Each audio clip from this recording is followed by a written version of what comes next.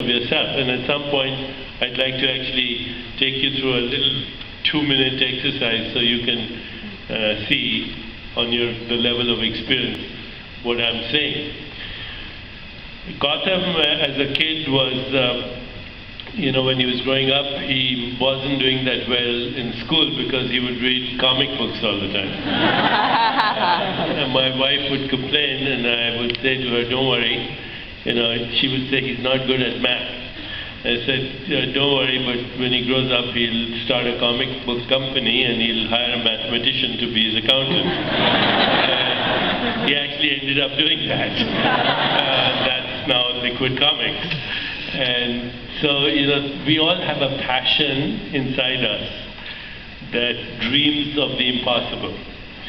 And the impossible is just another word for what hasn't happened yet. The impossible is our highest yearning, our longing, our desire to go beyond the ordinary, mundane, average existence of life. And what we call superheroes are actually the great people in history, in mythology, in religion, and now in comic books, who are transforming the world. They are part of our collective imagination. And every child, by the way, as soon as a child is born, one of the first things that a child does is create images in its mind. It's such a natural thing. You don't have to learn how to make images. Okay, so every child has the capacity to make images, and then every child, in fact, not only makes images, but tells stories about those images. We are storytellers. Our life is a story. The more magnificent your story is, the bigger your reach is. So I think in a time where society is getting mixed up between celebrities and heroes, the age of the superheroes, as Grant said, is absolutely essential to change our planet right now. Because each superhero represents a capacity for the extraordinary. Awesome, Grant. Well said. Hee-haw! Yeah, you go.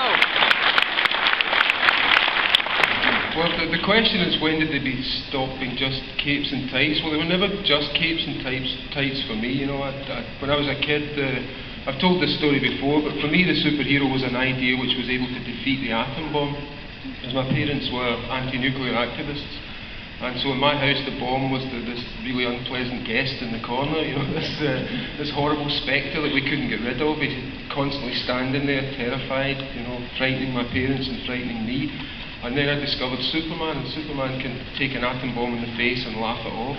And although I personally can't take an atom bomb in the face and laugh it off, the idea of Superman allowed me to understand that there were things inside my imagination that were stronger and more transcendent than the bomb. And I became fascinated with the notion that we could embody that on a piece of paper. And as Deepak says, imagination is the big thing that we have as the human species, and it's how we relate to matter. We can transform anything using our imagination. We are the only animals, as far as we know, that look at things and turn them into art. We build cathedrals, we create comic books, we create ideas of transcendence that we then try to live up to. So for me, those comics particularly gave me a way of transforming the world into something much more powerful and potent. And I've been interested recently, as I was finishing off the book Super Gods, I discovered that the US Defense Department are now using this thing they call counter-narrative strategies. Right? And basically what they're saying is that human beings are driven by the stories they tell themselves. And what they're actually trying to do now is develop anti-terrorist stories to undermine religious perspectives or to undermine political perspectives that lead to terror. So this has actually been developed as a technology by our military.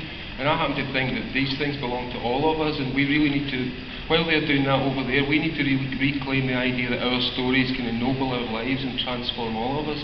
And I think superhero stories are certainly the popular leading edge of that, and that's why we should be paying a lot more attention to them and seeing how we can apply those lessons and those big ideas and those big imaginative notions into our own lives to transform them. Awesome compliment.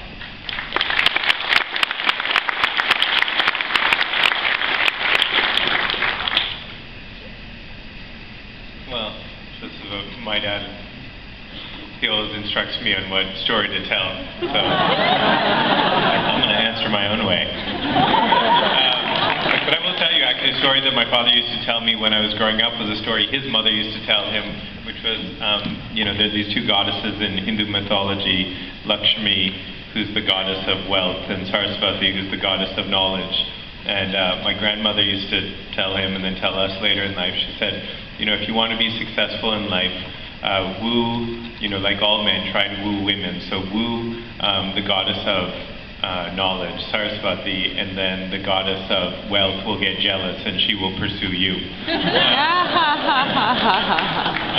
But I think, these were the types of parables I was raised with. My father was telling me to tell the story about Pakistan, which I won't go off. I used to be a journalist, and I made a trip in the summer of 2001, in August of 2001, to the northwest frontier part of Pakistan, and went to one of these schools, religious schools, which U.S. intelligence agencies call terrorist training camps.